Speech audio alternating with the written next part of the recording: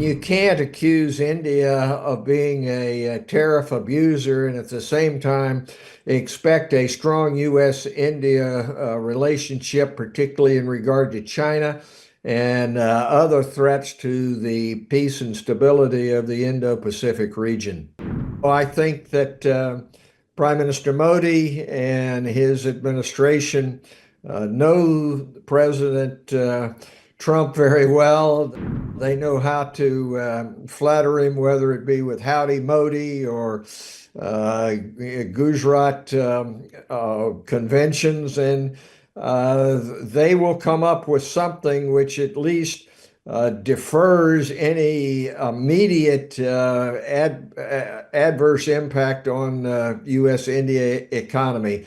Economic relations. That's at least my hope, and I think the most likely outcome in view of the president's comments today. I think Prime Minister Modi, Minister Jaishankar, Minister Goyal have all done masterful diplomatic jobs in terms of dealing with what I would consider to be a very difficult personality in regard to President Trump. Ray Vickery, the former Assistant Secretary of Commerce for Trade Development, on the upcoming U.S.-India reciprocal tariffs. Ray, thank you so much for talking to me, and I really appreciate your time. Well, I'm happy to be here. President Trump claims that the tariffs will work out very well between India and the U.S. What is your assessment of this comment that he made earlier today on the overall tariffs that he is going to announce next week? What can we expect? Well, I think you can expect more of the same that you've seen, and that is a chaotic approach to international trade in destruction, really, of the World Trade Organization, and in favor of bilateral deal making. That having been said, there has been progress made in the bilateral talks between India and the United States. And as you know, Prime Minister Modi and Minister Jaishankar and Minister Goyal have all been very attentive to Trump. They know him from his first term, and they have endeavored to make it so that one, President Trump feels flattered, and two, to give him something that he can hold up as a triumph.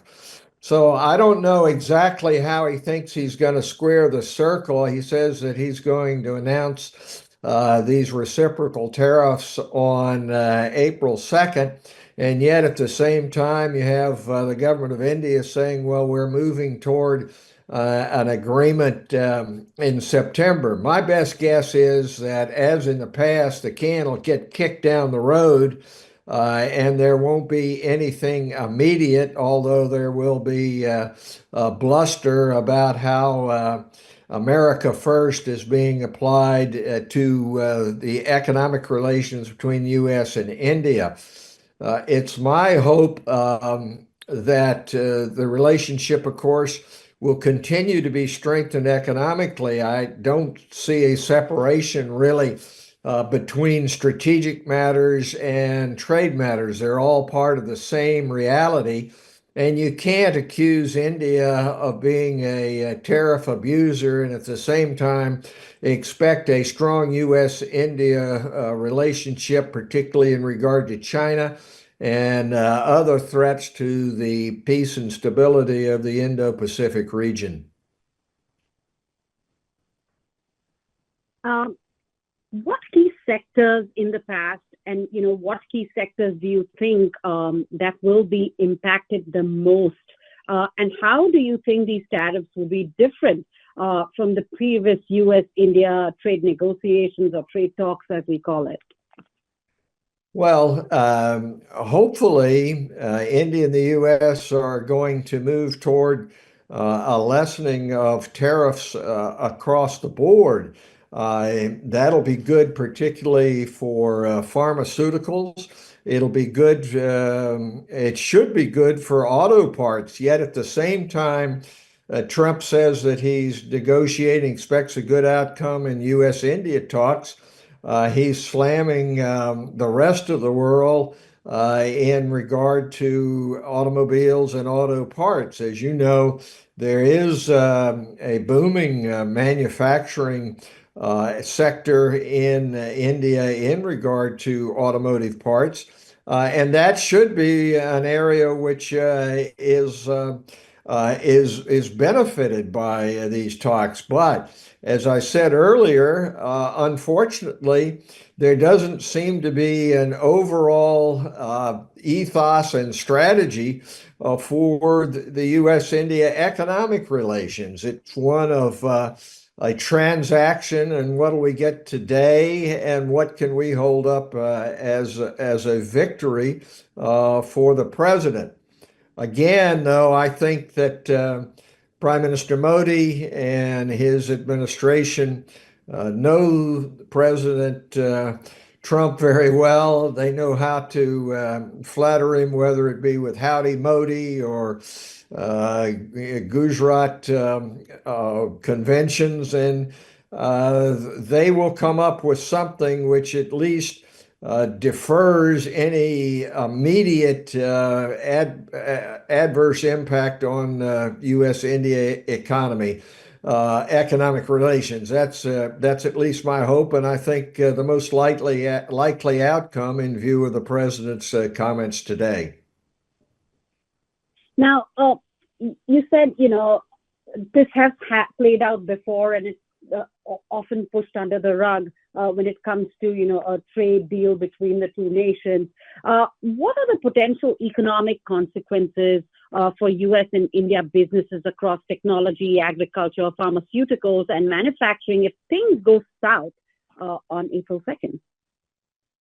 Well, if they go south, which is kind of what happened in the first term of Trump, as you know, there had been movement toward a lessening of trade barriers, toward an agreement that was something like a free trade agreement, and it collapsed at the end. I don't expect that to happen at this time, but if it did, I think it would be disastrous because right now, India is still a very fast-growing economy, has a great trade surplus with the United States, and it's a part of an ever-increasing partnership between these two largest and I think greatest democracies in the world. The idea that somehow, though, that India has to bend to the Trump view of what is America first is very troubling. You can't have a situation in which America first only means first, last, and only, and what happens immediately. As you know, Prime Minister Modi and India have been strong supporters of the World Trade Organization, which had a due process, rule of law approach to trade. That seems to be going out the window. And if you just take a look, for example, at pharmaceuticals, that is an area in which India is really should be the pharmaceutical resource for the world. But if you are going to use that trade, it's going to have harmful effects, not only in U.S.-India relations, but the health and well-being of people across the world and in the United States. And you can take other sectors as well. Manufacturing, we've been trying to reach an agreement with India in regard to semiconductor manufacturing. In the Biden administration, there was a great movement toward friend sourcing. That means moving from an adversary like China to a friend like India. and there were attempts to, if you will, make sure that there wasn't a conflict between the America First agenda and the Make in India agenda in regard to semiconductors. So that is an area in which we ought to be able to increase manufacturing, increase trade, and shore up the relationship, make it even stronger. But it remains to be seen whether or not this is actually going to come about, because the Trump administration, even though they say it's bilateral with India, they keep doing things across the board, saying reciprocity is going to apply to everybody equally, that you aren't going to have the imports in regard to automobiles and automobile parts. And as I said, the parts manufacturing is a very important part of the U.S.-India relationship now. And you can go on to machine tools, you can go on to the traditional areas in terms of gyms, in terms of textiles. But what Trump seems to be doing is looking for sort of headlines, as you know. He's talked, and already he's gotten some concession on Harley Davidson motorcycles coming in, pistachios from and almonds from California. So I think what you're going to have is a mix of concessions, some lowering of tariff barriers, which are very welcome because India has been a high tariff nation. But you're going to have to really look below the hood, if you will, to figure out exactly where it comes, because there doesn't seem to be rhyme or reason at this point in terms of what the strategy is. Is trade being used to strengthen a relationship with a great democracy like India, or is it being used to browbeat Canada into being the 51st state, or is it being used to really cut Europe off from a security umbrella? Or is it being used for fentanyl? All of these things have been cited as goals. Immigration, what is going to happen with India in regard to services? The free movement of technical workers between India and the U.S. is vital both to India in regard to its economic development and to the U.S. Industry. And yet there are voices within the administration who want to cut back on H-1B visas and want to really interfere with the services trade, which, as I say, bears on immigration. So it's a very dangerous time in regard to U.S.-India economic relations. I do believe that because the Prime Minister and his administration have diagnosed really the president's predilection so well, I think that there will be some progress.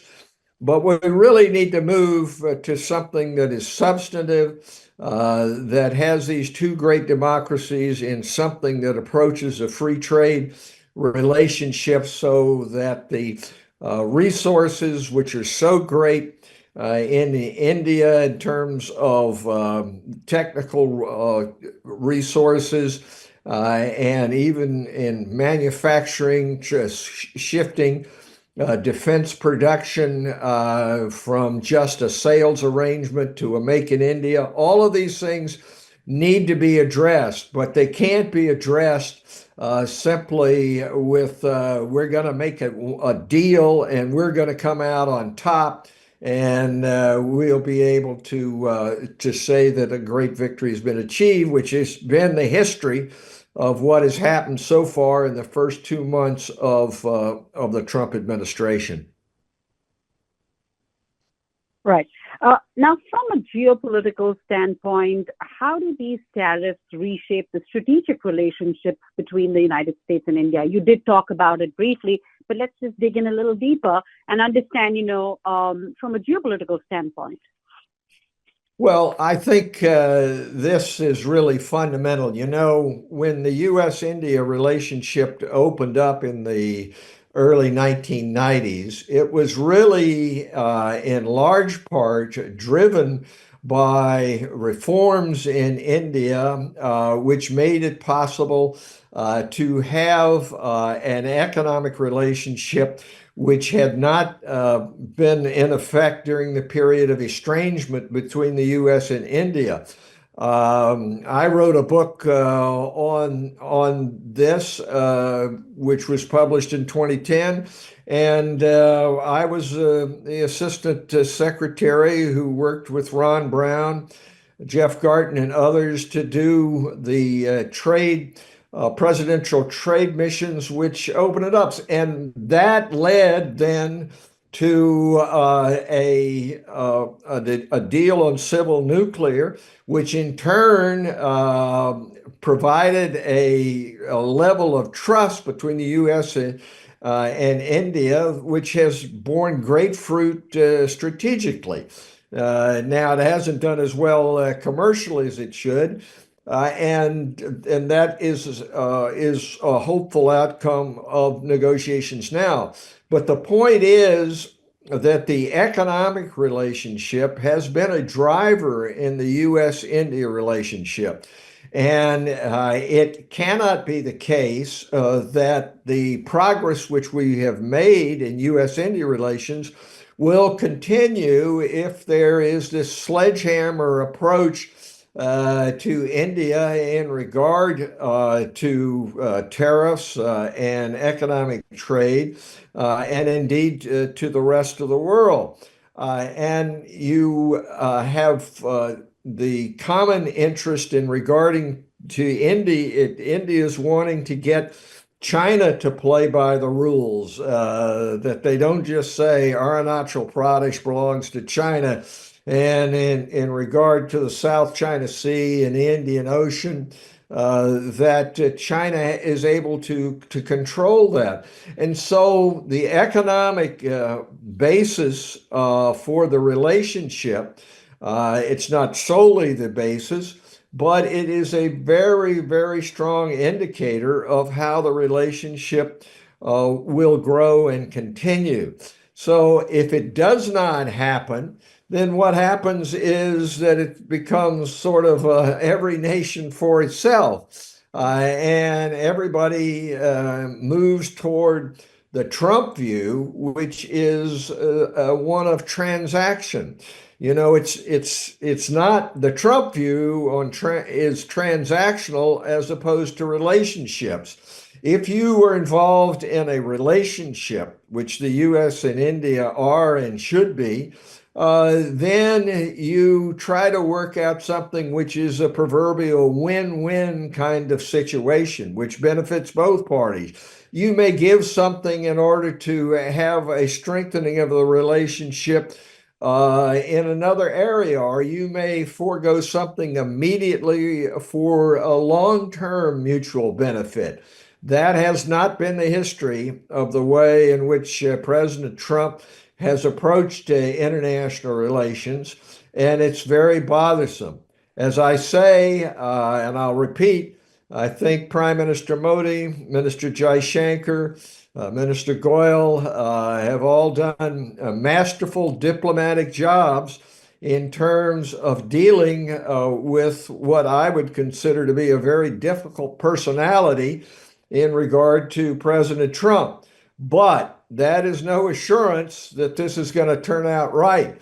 So we have to see what happens on April 2nd. I believe that saner heads are going to prevail, and we'll move toward an overall agreement which really has been already posited for the fall. And I think it'll have a benefit, whether it be in defense production, whether it be in pharmaceuticals, whether it be in information technology assisted services. All of those areas are very strong parts of the U.S.-India economic relations and fundamental to the strategic relationship. Now, you repeatedly talked about, the diplomatic leverage that India has used to handle the situation. Do you believe that sufficient diplomatic leverage has been used for these negotiations from the U.S. side? Is far more as compared to that in India? And what does this really signal about U.S.-India trade relations? Can we expect anything bigger? Like, you have reports saying there could be something, a deeper deal, probably next year. Well, I think that India has parried the kind of leverage which which President Trump has tried to use, and the stock in trade for President Trump is, you need us, we don't need you. And that has been effective in some cases with some other nations, but I think India has not succumbed to that. I think that India, because of its size in terms of population and talent, because it is a growing market, whereas in the rest of the world you find a very difficult situation, whether it be in China or Europe, in terms of tapping into growth. Because it has moved to solve some of its infrastructure problems, it hasn't had to succumb to that kind of approach. Now, that having been said, it doesn't seem to me that India has been able to use the leverage which it has to get President Trump back into a rules-based approach and be able to have a relationship for the long run. As I say, basically, this transactional bilateral approach destroys the World Trade Organization and the mechanisms which had been put in place, thanks in large part to India being able to cooperate and work with other nations.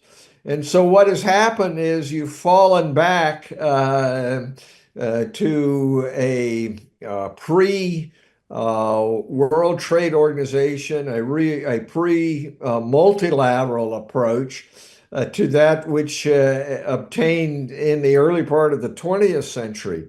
I think India is playing its hand within the 4 years of the Trump administration. We have to move back to a rules-based approach which takes a comprehensive look at world trade, as well as seeing immediate needs for strategic cooperation against a competitor such as China.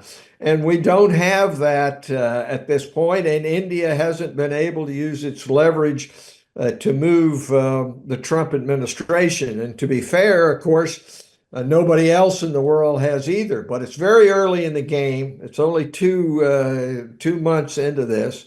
There's been great harm done so far, and hopefully at least the U.S.-India relationship is on a track to be able to ameliorate the harm which has been done to the world trading system.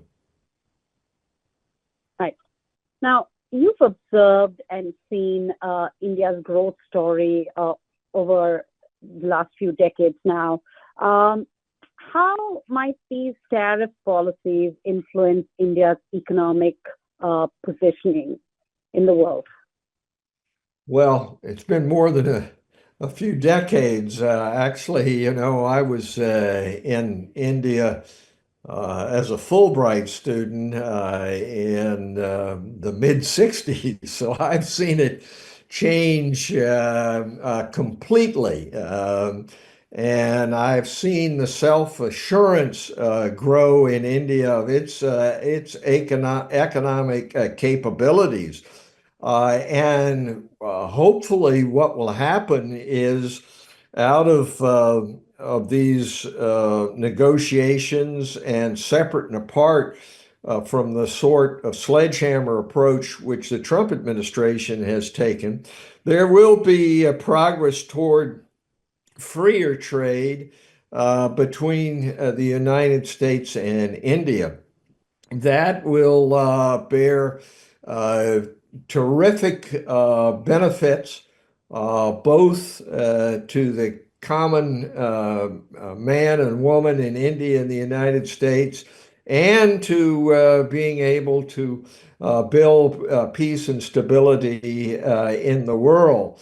I think, of course, the danger is that the same thing that happened in at the end of the first Trump administration will repeat itself. And that is that there will be an overreaching by the Trump administration trying to enforce its view of the world based upon a mistaken view that you can have a fortress America economically and continue prosperity. I think that that would be a huge setback for the Indian economy as well as the U.S.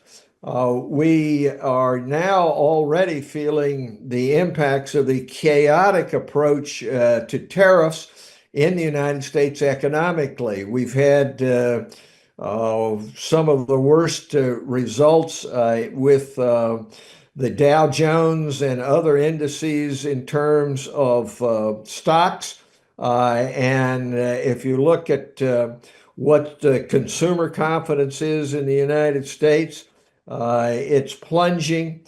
So we're having that kind of impact. And India, likewise, it'll have an adverse impact on the Indian economy. It is not the case, even though some believe it to be the case, that India doesn't need the rest of the world.